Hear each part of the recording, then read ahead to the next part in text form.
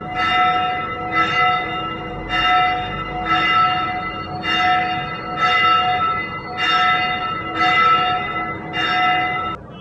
அன்பான திருச்சபையாருக்கு ஆண்டவராய் இயேசு கிறிஸ்துவின் விலையேற பெற்ற பரிசுத்த நாமத்தினாலே அன்பின் வாழ்த்துக்களை தெரிவித்துக் கொள்கிறேன். இந்த 5ஆம் மாதத்தில் முதல் ஞாயிறு வழிபாட்டிலே உங்கள் அனைவரோடும் இணைந்து தேவனுடைய நாமத்தை மகிமைப்படுத்த ஆண்டவர் கொடுத்திருக்கிற இந்த நல்ல தருணத்திற்காக நான் ஆண்டவருக்கு நன்றி செலுத்துகிறேன். நாம் இணைந்து கர்த்தருடைய நாமத்தை தொழுது கொள்வோம். தலைகளை தாழ்த்தி ஜெபம் செய்வோம். மகா இரக்கமும் கிருபை நிறைந்த எங்கள் அன்பு தகப்பனே, புதிய ஒரு மாதத்தை காணும் கிருபை எங்களுக்கு நீ தந்ததற்காக நாங்கள் நன்றி செலுத்துகிறோம். கடந்த ஆண்டை போலவே இந்த கொள்ளை நோயின் பாதிப்பிலே ஆலய ஆராதனைகள் முடக்கப்பட்ட சூழ்நிலையிலும் அன்பின் தகப்பனே, இந்த ஆன்லைன் மூலமாக திருச்சபையாரோடு நாங்கள் இணைந்து நாமத்தை மகிமைப்படுத்த எங்களுக்கு கொடுத்திருக்கிற இந்த நல்ல சிலாக்கியத்திற்காக ஸ்தோத்திரிக்கிறோம். இந்த வழிபாட்டில் பங்கு பெறுகிற ஒவ்வொரு மக்களையும் தேவன் ஆசீர்வதிக்கும்படியாய் நாங்கள் ஜெபிக்கிறோம். உடைய நாமம் மாத்திரம் மகிமைப்பட கிருபைத்தார். இயேசுவின் நாமத்தில் தாழ்மையோடு கேட்கிறோம் ஜீவனுள்ள பரம பிதாவே, ஆமென். தேவனுடைய பரிசுத்த நாமத்திற்கு மகிமையாகும். நம்முடைய ஞாயிறு வழிபாட்டு ஆராதனைக்கு ஆரம்பமாகும். 14ஆம் பாமாலை கீதத்தை யாவரும் இணைந்து பாடுவோம். பாமாலையின் 14. கர்த்தரே தெய்வீக ஆசனத்திலே வானங்களுக்கு மேலாய் நீ மகிமையோடு இருக்கிறீர். பிரதான தூதரும் முன்னே தம்முக பாதம் மூடியே சாஷ்டாங்கமாக பணிவார். நீ தூய தூய எனுவார். அப்படியானால் தூசியும் சாம்பலுமான நாங்களும் ஏர்வாருவோமாய் அன்புவோம் எவ்விதமாய் ஆராதிப்போம். நீரோ உயர்ந்த வானத்தில் நாங்களோ தாழ்ந்த பூமியில் இருப்பதால் வணங்குவோம் பாபயத்தோடு சேருவோம்.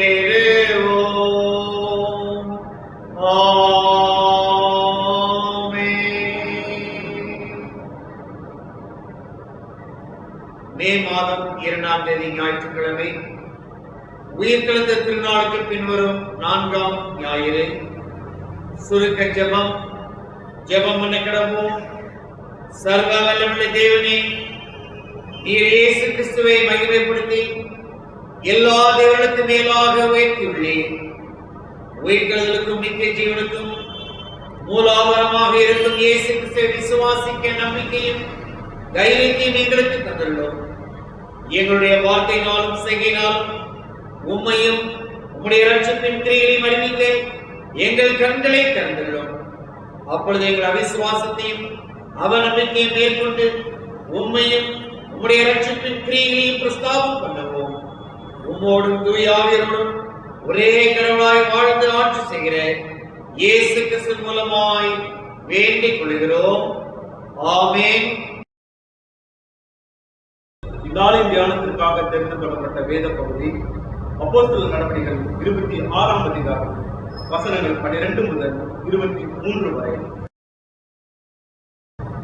இப்படி செய்து வருகையில் நான் பிரதான ஆசாரியர்களிடத்தில் அதிகாரமும் உத்தரவு பெற்று தமஸ்குவுக்கு போகும்போது மத்தியான வேளையில், ராஜாவே, நான் வழியிலே சூரியனுடைய பிரகாசத்திலும் அதிகமான ஒளி வானத்திலிருந்து என்னையும் என்னோட கூட பிரயாணம் பண்ணியவர்களின் சுற்றி பிரகாசிக்க கண்டேன். நாங்கள் எல்லாரும் தரையிலே விழுந்தபோது, சவுலே சவுலே, நீ ஏன் என்னை துன்பப்படுத்துகிறாய்?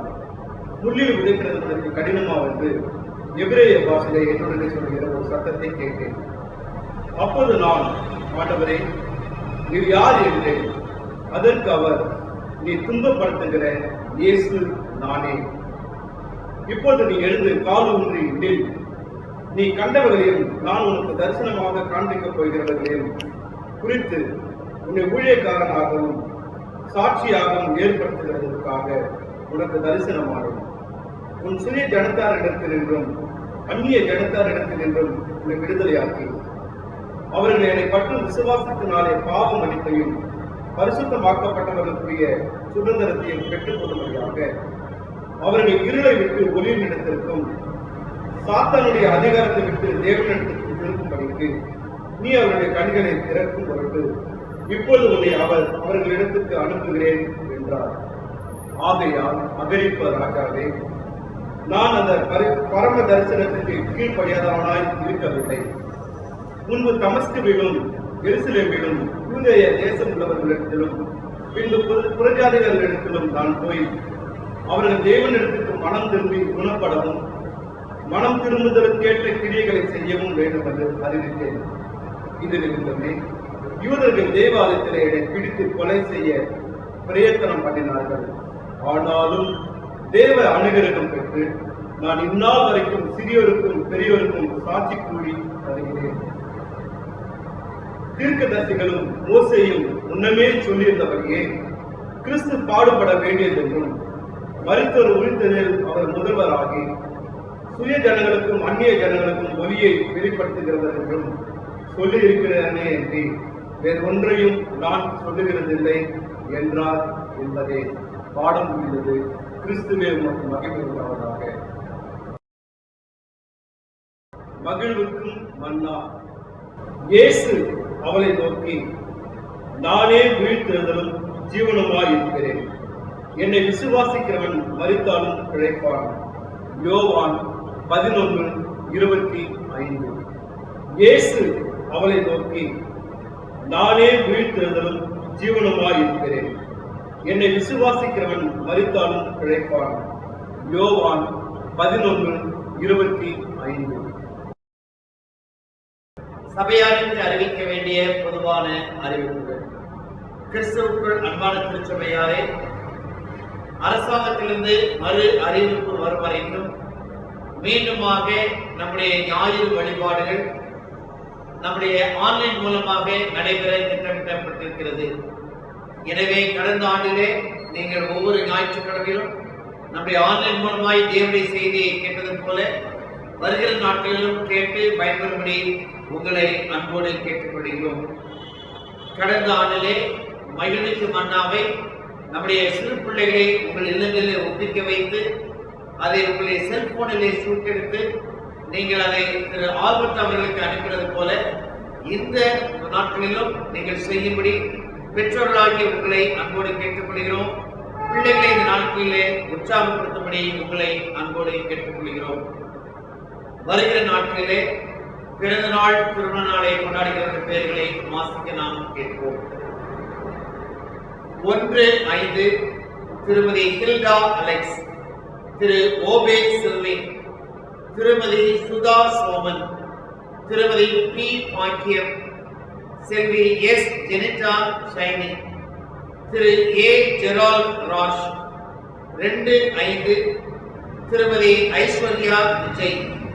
3-5 திருமதி ஸ்டெல்லா ஜிப்ரிஸ், செல்வி ஜே லிண்டா இமாஜின், திருமதி ரபியா ரோஸ்லின் மேரி ஆல்பர்ட், திரு ஜாஷுவா எஸ் ரமேஷ், திரு பி அன்புராஜ், திரு பி கேப்ரியல் ஜான், திருமதி ஜெரினா கிரேஸ் டேவிட். 5ஆம் தேதி திருமதி ஸ்டெல்லா பெஞ்சமின், திருமதி முத்தம்மாள், திருமதி மேபல் பிரின்ஸ் டேவிட், திருமதி டெய்சி இமானுவேல். 6ஆம் தேதி திருமதி Sushila Arokiyadas, engineer D Raja Ebinesan Joseph, திரு ஜே மதன் பிரபு, செல்வி ஆர்லின் பெனிட்டா, திரு வி ஜெகநாதன். 7ஆம் தேதி திரு R John Ranjith Gnanamuthu, master O Sailesh Edwin. 8ஆம் தேதி திரு ஜே கிளெமெண்ட் காட்வின், திரு ஏ முத்தையா என்ற பாஸ்கர், திருமதி பிரிசில்லா கேத்தரின் அருண், திரு எம் அஜய்குமார், செல்வி S Ida Sharon, master J Derick Mathias, திருமதி ஹென்சி பபிதா, திருமதி ஹானா ஜே விக்டர். இவர்கள் தங்களுடைய பிறந்த நாளை நினைவு கூற இருக்கிறார்கள் என்பதை சபைக்கு அறிவிக்கிறேன். திருமண நாளை நினைவு கூறுகிற தம்பதியுடைய பெயர்களை வாசிக்க நாம் கேட்போம். 1-5 திரு ஏ எபினேசர் தேவவரம், திருமதி விஜிலா எபினேசர். திரு பிரான்சிஸ் சேவியர், திருமதி ஹெலன் பிரான்சிஸ். 3ஆம் தேதி திரு ஆர் குலசேகர பாண்டியன், திருமதி கரோலின் குலசேகர பாண்டியன். திரு எம் ஆல்விஸ் காட்வின், திருமதி பவிதா காட்வின். 4ஆம் தேதி திரு ஜே டி வி சாந்தகுமார், திருமதி ரஞ்சினம் சாந்தகுமார். திரு வி சாமுவேல் ராஜ், திருமதி ஜெபக்கனி சாமுவேல் ராஜ். 5ஆம் தேதி திரு எஸ் ஆல்வின் ஜோன்ஸ், திருமதி ரம்யா ஜெனிஃபர் ஜோன்ஸ். திரு இஎஸ்ஏ மனோகராஜ், திருமதி ரூபி மனோகராஜ். திரு ரட்சணிய மனோகரன், திருமதி மேரி மனோகரன். திரு ஏ ஏர்னஸ் பிரவீன், திருமதி வின்சி சலோமி பிரவீன். 6ஆம் தேதி திரு ஐ ஜான் ஜெஷுரன், திருமதி ஆனி ஜெயா ஜெஷுரன்.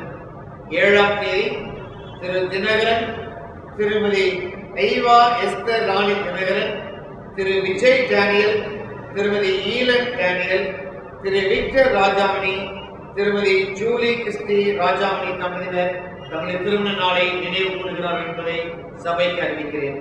பிறந்த நாளை திருமண நாளை நினைவு கூறுகிற அன்பு பிள்ளைகளை கர்த்ததாமே தம்முடைய ஆலயத்திலிருந்து ஆசீர்வதிப்பாராக. திருமண அறிக்கையை நாம் வாசிக்க கேட்போம்.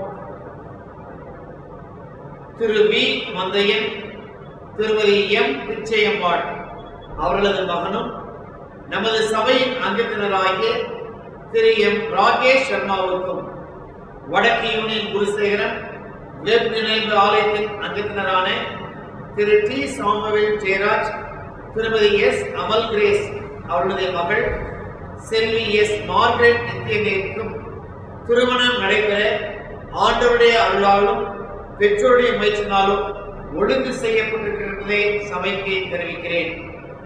இவர்களை திருமணத்தில் இணைக்கக்கூடாத நியாயமான தடை ஏதும் இருக்குமானால் அதை எழுத்து வடிவிலே சபை குருவானவர்களுக்கு தெரிவிக்க வேண்டும். இது இவர்களுக்கான முதலாம் அறிக்கை ஆகும். திருமணத்தில் இணைக்கப்பட போகிற பிள்ளைகளை கர்த்ததாமே ஆசீர்வதிப்பாராக. பிறந்த நாள், திருமண நாள், திருமண அறிக்கை வாசிக்கின்ற பிள்ளைகளுக்காக தலைகளை காட்டி ஜெபம் செய்வோம். மகா இருக்கமும் கிருபை நிறைந்த எங்கள் அன்பு தகப்பனே, இந்த நாளிலும் தங்களுடைய வருகிற நாளிலும் தங்களுடைய பிறந்த நாளை நினைவு இருக்கிற அருமையான பிள்ளைகளுக்காக நன்றி செலுத்துகிறோம். அதேபோல தங்களுடைய திருமண நாளை கொண்டாட இருக்கிற அருமையான தம்பதிகளுக்காக நாங்கள் நன்றி செலுத்துகிறோம். ஆண்டவரை காண்கிற புதிய ஆண்டு அவர்களுக்கு ஆசீர்வாதம் மனமகிழ்ச்சியுமாய் இருப்பேன் இருக்கிறதை தாரும். விசேஷமாய் இந்த நாட்களிலே சுவாமி உங்களுடைய ஆலயத்திலே கூடி வந்து ஆண்டவரே உடைய ஆட்களை சுற்றி முழங்கால் படித்து நன்றி காணிக்கையை செலுத்த முடியாத ஒரு சூழ்நிலையில் கூட கர்த்தருடைய ஆலயத்திலிருந்து நாங்கள் வாழ்த்தி ஆசீர்வதிக்கிற பிள்ளைகளை கர்த்தர் கரம் உயர்த்தி ஆசீர்வதிக்கும்படியாய் நாங்கள் ஜெபிக்கிறோம். காண்கிற புதிய ஆண்டு அவர்களுக்கு சகலவித கிருபைகளையும் ஆசீர்வாதங்களையும் தேவ சமூகத்தை பெற்றுக் கொள்கிற நாட்களாய் காணப்பட கிருபைத்தாரும். மனோவிருப்பத்தின் வாஞ்சைகளை அதனதன் காலங்களில் நிறைவேற்றுகிற தேவன் பிள்ளைகளுடைய புதிய ஆண்டை ஆசீர்வாதம் வழங்கும்படியாய் ஜெபிக்கிறோம். திருமணத்தில் இணைக்கப்படக்கூடிய அன்பு பிள்ளைகளுக்காய் ஜெபிக்கிறோம். அன்பு பெற்றோர்கள் இதற்காக இருக்கிற எல்லா சிறப்பு முயற்சிகளையும் ஆசீர்வதிக்கிறார்கள். திருமண காரியங்கள் கைக்கூடி வந்து ஒரு புதிய குடும்பம் ஸ்தாபிக்கப்பட நிற்கிறதை தருகிறார்கள். தொடர்ந்து ஆண்டவரே பிறந்த நாளையும் திருமண நாளையும் நினைவு கூற இருக்கிற அன்பை பிள்ளைகளை திருமணத்துக்கு ஆயத்தப்படுகிற குடும்பங்களையும் கருத்துக்கிறோம். கர்த்தருடைய ஆலயத்திலிருந்து உங்களை ஆசீர்வதிக்கிறோம். என்ற வாழ்க்கையினாலே வாழ்த்தி ஆசீர்வதிக்கிறோம். தேவ மகிமை அன்பு பிள்ளைகளோடு தங்கியிருப்பதாக இயேசுவின் நாமத்தில் தாழ்மையோடு கேட்கிறோம் ஜீவனுள்ள பரமபிதாவே, ஆமென். கிறிஸ்துவுக்குள் அன்பான திருச்சபையாருக்கு இறைமகன் இயேசுவின் இனிய நாமத்தில் அன்பு வாழ்த்துக்களை தேவனுடைய வசனத்தை நாம் தியானிப்பதற்காக நாம் யாரும் தலைகளை தாழ்த்தி ஜெபம் செய்வோம். மகா இரக்கமும் கிருபை நிறைந்த எங்கள் அன்பு தகப்பனே, என் வாயின் வார்த்தைகளும் எங்கள் ஒவ்வொருடைய இருதயத்தின் தியானமும் உடைய சமூகத்திலே பிரதியாயிருக்கும்படியாய் இதை ஆசீர்வதிக்கும்படியாய் ஜெபிக்கிறோம். இயேசுவின் நாமத்தில் தாழ்மையோடு கேட்கிறோம், ஜீவனுள்ள பரமபிதாவே, ஆமென். கிறிஸ்துவுக்குள் அருமையானவர்களே, மீண்டுமாக உங்கள் யாவையும் அன்போடு வாழ்த்துகிறேன். ஒரு ஆண்டுக்கு பிறகு மீண்டுமாக ஆன்லைன் மூலமாக தேவனுடைய வார்த்தையை உங்களோடு பகிர்ந்து கொள்கிறது. மீண்டுமாய் ஒரு புதிய அனுபவத்திற்குள்ளாக நம்மை அழைத்துச் செல்கிறது. இந்த நாளிலே நம்முடைய தியானத்திற்காக தெரிந்து கொள்ளப்பட்ட திருமறை பகுதி அது அப்போஸ்தலர் நடவடிக்கைகளின் புஸ்தகம் 26ஆம் அதிகாரம் 16ஆம் வசனத்தின் முதல் பகுதி ஆகும். அப்போஸ்தலர் 26ஆம் அதிகாரம் 16ஆம் வசனத்தின் முதல் பகுதி. இப்பொழுது நீ எழுந்து கால் ஊன்றி நில். இப்பொழுது நீ எழுந்து கால் ஊன்றி நில். அன்பானவர்களே, இந்த நாளிலே நம்முடைய திருமணத்திலே நாம் தியானிப்பதற்காக நமக்கு கொடுக்கப்பட்டிருக்கிற தலைப்பானது உயிர்த்தெழுதல் கிறிஸ்துவில் நம்பிக்கை என்கிற தலைப்பாகும். உயிர்த்தெழுதல் கிறிஸ்துவில் நம்பிக்கை. 2000 ஆண்டுகளுக்கு முன்பதாக ஆண்டவராய் இயேசு கிறிஸ்து உயிரோடு எழுந்த பின்பதாக அவர் ஒவ்வொரு சீடர்களுக்கும் பல்வேறு சூழ்நிலையிலே தம்மை உயிரோடு இருக்கிறவராய் வெளிப்படுத்தி கர்த்தர் தம்முடைய மகிமையை அவர்களுக்கு விளக்கி காட்டி அவர்களை விசுவாசத்திலே ஆண்டவர் பலப்படுத்தினார். எனவே தான் உயிர்த்தெழுந்த ஆண்டவர் ஒவ்வொரு சீடர்களையும் சந்திக்கும் போது அவர்களை வாழ்த்துவதோடு மாத்திரமல்ல, அவர்களை தேற்றுவதோடு மாத்திரமல்ல, அவர்களை விசுவாசத்திலே பலப்பட ஆண்டவர் கிருபை செய்தார். இந்த நிகழ்ச்சியை தான் அப்போஸ்தலனாகிய பரிசுத்த பவுல் 1 கொரிந்தியர் 15ஆம் அதிகாரம் 14ஆம் வசனத்திலே இப்படியே சொல்கிறார், கிறிஸ்து எழுந்திருக்கவில்லை என்றால் எங்கள் பிரசங்கமும் விருதா, உங்களுடைய விசுவாசமும் விருதா என்று சொல்கிறார். அப்படியே ஆண்டவருடைய உயிர்த்தெழுதலின் நோக்கமும் ஆண்டவர் 40 நாளாகவும் சீஷருக்கு தம்மை தரிசனமாக்கி வெளிப்படுத்துவதற்குரிய நோக்கமும் என்னவென்றால் தான் அவருடைய விசுவாசத்தை பலப்படுத்த வேண்டும் என்கிற உன்னதமான காரியத்தோடு கூட ஆண்டவர் அவர்கள் தம்மை வெளிப்படுத்துகிறார். ஆம்பிரியமானவர்களே, ஆண்டவராய் இயேசு கிறிஸ்துவின் உயிர்த்தெழுதல் அன்றைக்கு சீஷர்களுக்கு மாத்திரமல்ல, இன்றைக்கு வரைக்கும் இருக்கிற திருச்சபைக்கு ஒரு நம்பிக்கையின் அடையாளமாய் இருக்கிறது. இன்னுமாய் நாம் சொல்ல போனோம் பார்த்தோம் என்றால், ஆண்டவராய் இயேசு கிறிஸ்து தான் உயிரோடு இருந்த நாட்களிலே ஒரு வார்த்தை சொல்லுகிறார். என்ன வார்த்தை என்றால், என்னில் விசுவாசமாய் இருக்கிறவன் மரித்தாலும் பிழைப்பான் என்று சொல்லுகிறார். உயிரோடு எழுந்த ஆண்டவர் நம்மை உயிரோடு எழுந்தவராய் காட்டி விசுவாசத்தை ஆண்டவர் பலப்படுத்தினார்.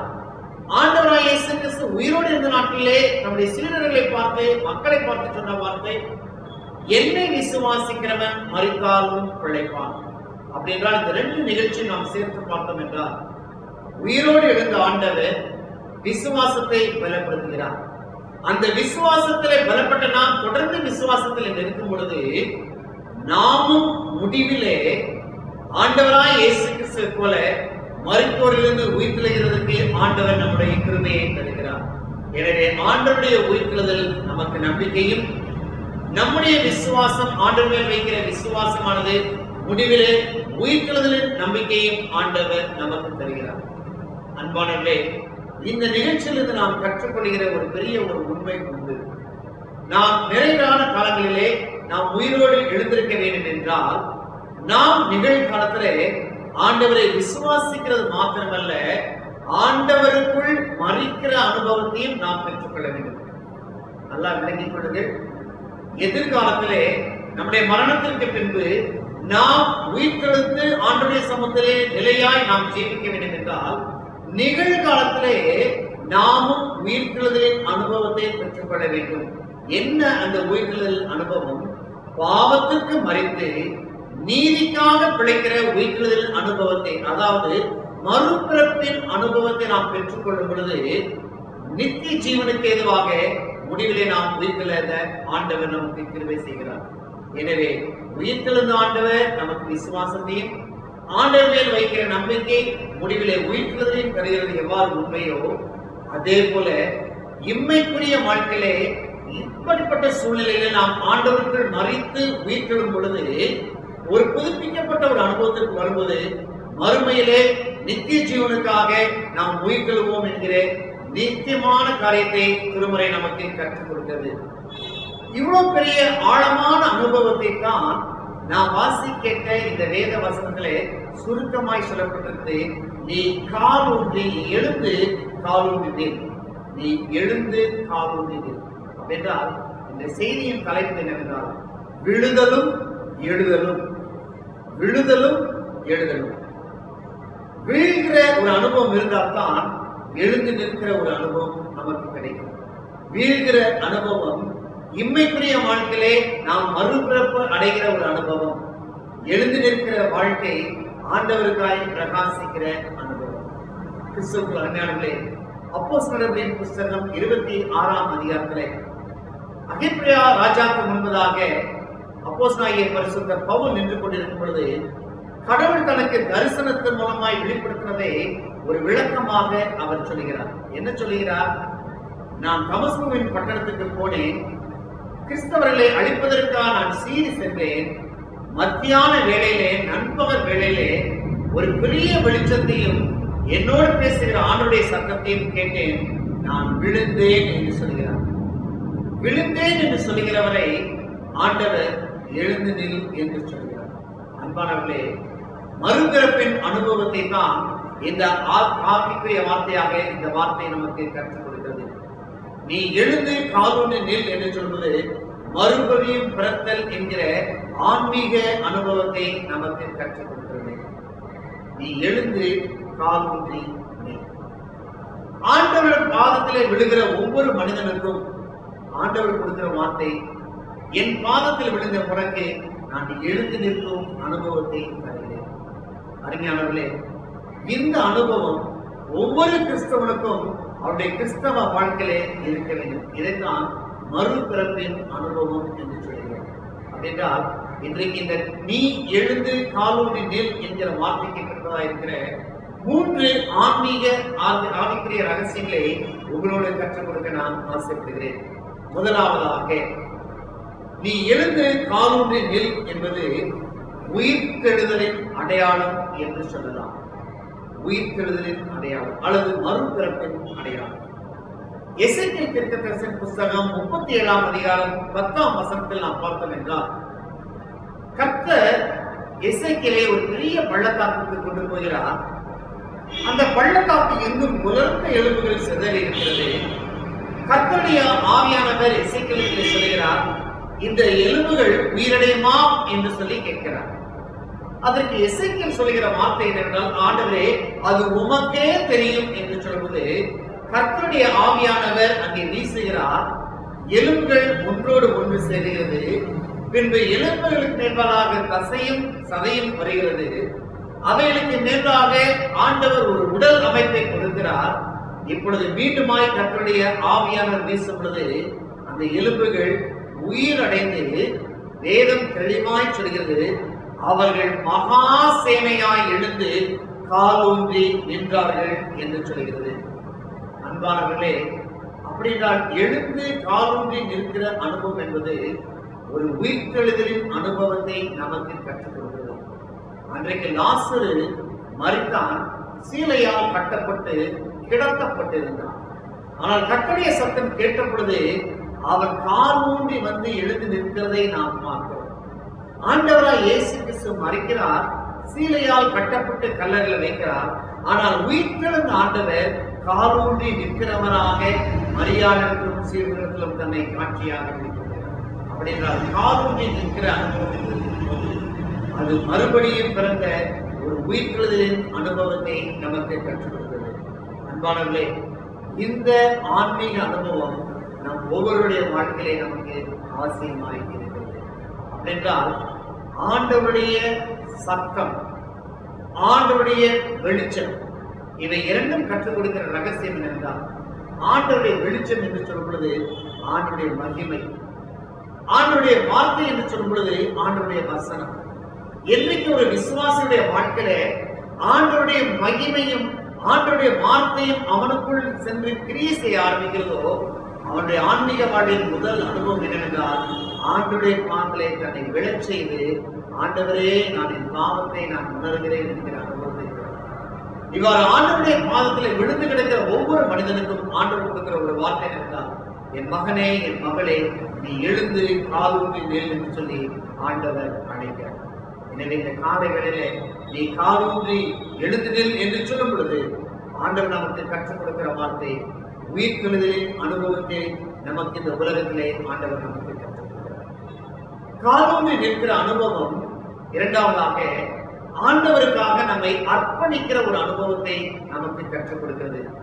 கிறிஸ்துவுக்குள் அருமையானவர்களே, அன்றைக்கு குதிரை மேல் சீறி பாய்ந்து தமஸ்குவினுடைய பாதையில சென்ற சவுலானவன் ஆண்டவருடைய வெளிச்சமும் ஆண்டவருடைய வார்த்தையும் அவனை சந்திக்கும் போது அவன் கீழே விழுந்தான் என்று சொல்லி நாம் பார்க்கிறோம்.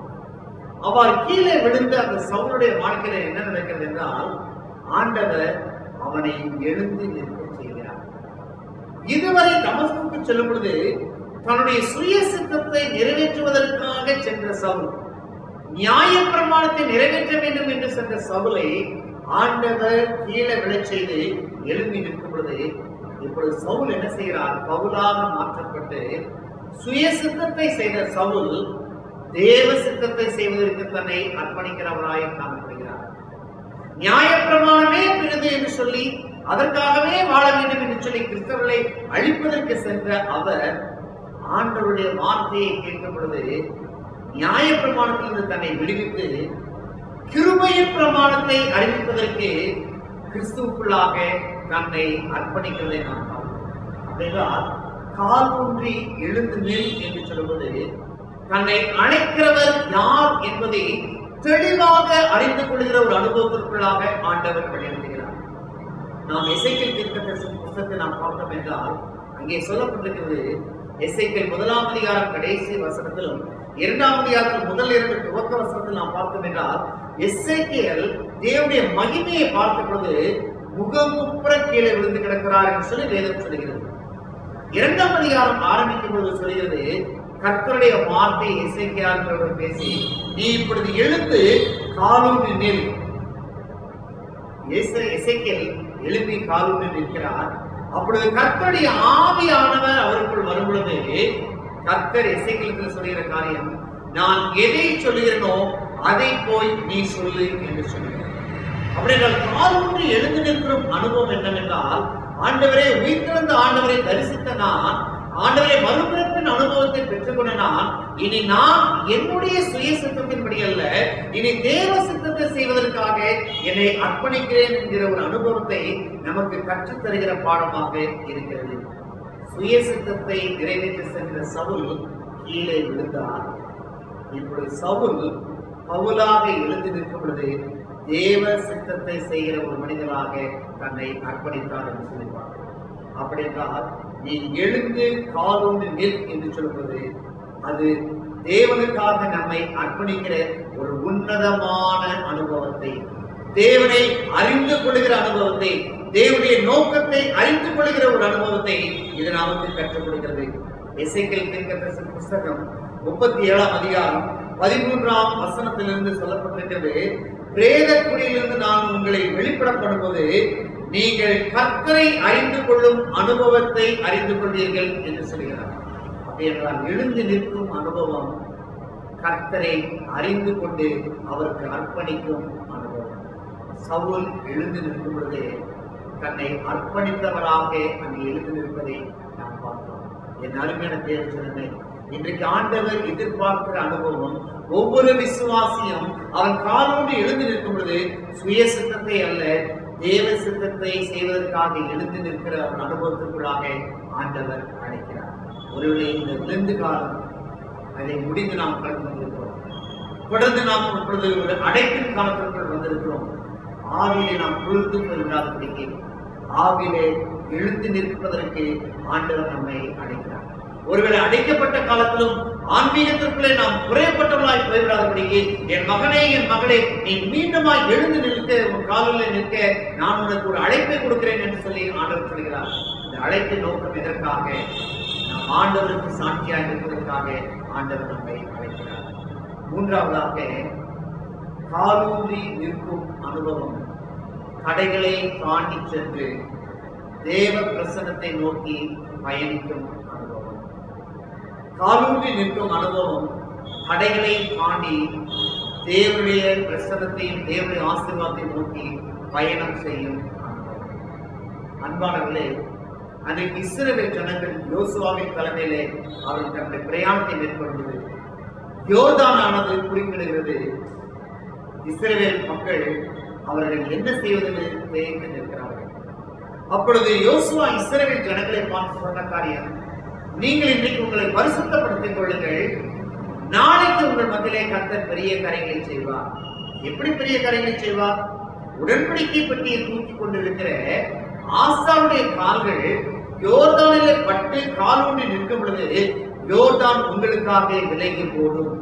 என் அருமையான தேவஜனமே, கடவுளுக்காக நீ காலூன்றி நிற்கும் பொழுது எவ்வளவு பெரிய தடையையும் ஆண்டவர் விலக்க வல்லவராய் இருக்கிறார் என்பதற்கு இது ஒரு பெரிய சான்றாகும்.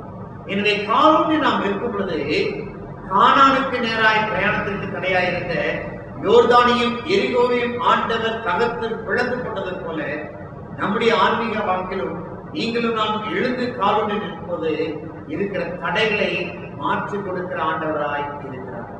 அருமையான தேவஜனமே, இன்றைக்கு இந்த காலை வேளையிலே ஆண்டவர் நமக்கு கற்றுக் கொடுக்கிற காரியங்கள், நீ எழுந்து காலூன்றி நின்றுப்பார். கடவுள் உனக்காக வைத்திருக்கிற ஆசீர்வாதத்தை நீ சுதந்திரத்துக் கொள்வதற்காக ஆண்டவர் அழைக்கிறார். அன்றைக்கு சவுலை பார்த்து ஆண்டவர் சொன்னார், சவுலே சவுலே, முள்ளில் உதைக்கிறது உனக்கு கடினம். நீ உதைப்பதற்காக அழைக்கப்படவில்லை, எழுந்து நிற்பதற்காக அழைக்கப்பட்டிருக்கிறார். அப்படின்னால் ஆண்டவர் இங்கே சவுலே சவுலே, நீ முள்ளில் உதைப்பதற்கு உனக்கு கடினமாம் என்று சொல்வதற்கு காரணம் என்ன தெரியுமா? நீ உன் கடினப்பாட்டிலே இருக்காதே, அதை விட்டு விலகு. கடவுள் உன்னை மேன்மையான காரியத்திற்காக அழைக்கிறார். எனவே நீ எழுந்து காலூன்றி நில் என்று சொல்லும் பொழுது ஆண்டவர் நமக்கு கொடுக்கிற வார்த்தை என்றார், நீ உன்னுடைய மன விருப்பத்தின் அப்படி அல்ல, தேவ சித்தத்தின்படியாக செய்வதற்காக ஆண்டவர் நமக்கு அழைக்கிறார். ஆண்டவர் சொல்கிறார், சவுலே சவுலே, முள்ளில் உதைப்பது உனக்கு கடினம். என்றால் இதனுடைய அர்த்தம் என்னவென்றால், இதிலே இஸ்ரவேலருடைய வாழ்வில் இருக்கிற ஒரு சாதாரண நிகழ்வை மீண்டுமாய் உயிர்த்தெழுந்த ஆண்டவர் இங்கே சொல்லி காட்டுகிறார். என்ன அந்த நிகழ்வு? இஸ்ரவேல் மக்கள் புதிதாய் ஒரு கழுதையை எடுத்து அதை வண்டியில் கூட்டும் போதும் சரி, அல்லது புதிதாய் ஒரு காளை மாட்டை எடுத்து வண்டியிலோ அல்லது ஏர்குலமோ கூட்டும் பொழுது அந்த கழுதையானாலும் சரி, அந்த காளை மாறாலும் என்ன செய்யுமா? தனது வலது காலை எடுத்து உயர்த்தி உதைத்துக் கொண்டே இருக்கும். கழுத்துல நுகத்தடியை வைத்த உடனே அதற்கு எதிர்ப்பு தெரிவிக்கும் வண்ணமாக அந்த காளை என்றாலும் சரி, கழுதை என்றாலும் சரி, காலை வைத்து பின்னால் உதைத்துக் கொண்டே இருக்கணும். அப்படி உதைத்துக் கொண்டிருக்கிற கழுதையும் காளையையும் அவர்கள் சரி செய்வதற்கு இன்றைக்கும் இஸ்ரவேல் மக்கள் என்ன செய்வார்களாம்? அந்த உழவுக்கு பின்னால் இருக்கிற அந்த உழவு கருவிக்கிலே ஒரு ஆணி போன்ற ஒரு நீண்ட குச்சியை வைத்து விடுவார்கள். அந்த வண்டிலே ஒரு ஆணியை குறித்த ஒரு நீண்ட குச்சியை வைத்து விடுவார்கள். எப்பொழுதெல்லாம் அந்த கழுதையும் காளையும் காலை உயர்த்தி உதைக்கும் பொழுது அது நினைக்கும், நான் மனிதனையும் உதைக்கிறேன் என்று சொல்லி உதைக்கும். ஆனால் ஒவ்வொரு முறையும் உதைக்கும் போது ஆணி போல இருக்கிற அந்த கூர்மையான பகுதியானது அந்த காளை அல்லது அந்த கழுதையுடைய துடைப்பகுதி அல்லது கால் பகுதியை குத்து குத்து என்று குத்திக் கொண்டே இருக்கணும். ஒவ்வொரு முறையும் உதைக்கும் போது அது குத்த குத்த குத்த குத்த நாளடைவிலே அந்த கழுதை என்றாலும் சரி, காளை என்றாலும் சரி, உதைப்பதை நிறுத்திவிட்டு உழவு தொழிலுக்குள் செல்லும். இதைத்தான் ஆண்டவர் அங்கே சூசமாக சொல்கிறார், ஒரு கழுதையும் காளையும் உதைப்பது போல நீ உதைத்துக் கொண்டிருக்கிறாய். நீ உதைத்துக் கொண்டிருப்பதற்காக அழைக்கப்படவில்லை, நீ காலூன்றி எழுந்திருந்து சுவிசேஷகனாய் செல்வதற்காக அழைக்கப்பட்டார்.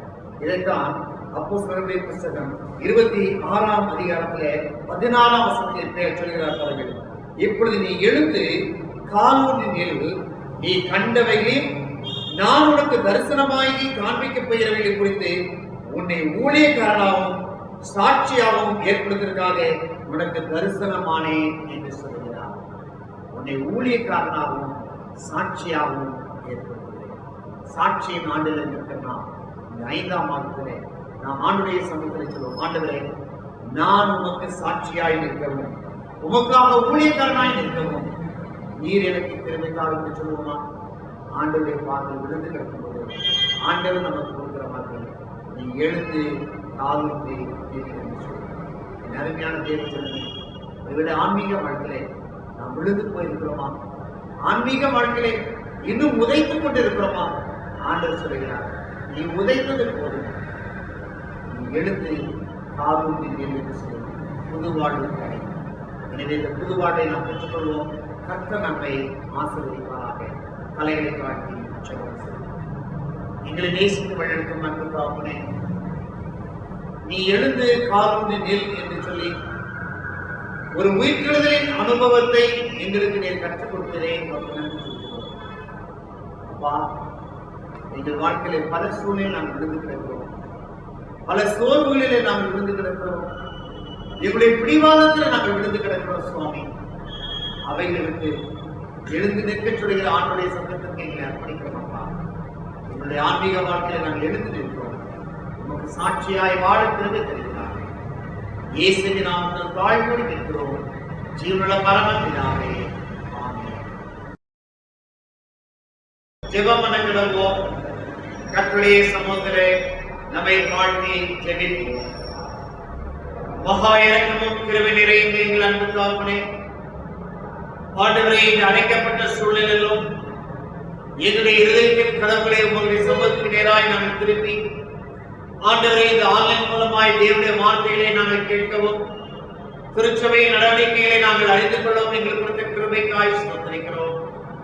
கர்த்தாவே, இந்த நாளிலே நாங்கள் கேட்ட செய்தியின்படியாக தேவனுடைய பாதத்திலே விழுகிற ஒவ்வொரு மனிதனும் தேவனுடைய சமூகத்திலே எழுந்து நிற்கிற ஒரு அனுபவத்தை பெற்றுக் கொள்வார் என்ற நிச்சயத்தை கற்றுக் கொடுத்ததற்காக ஸ்தோத்திரிக்கிறோம்.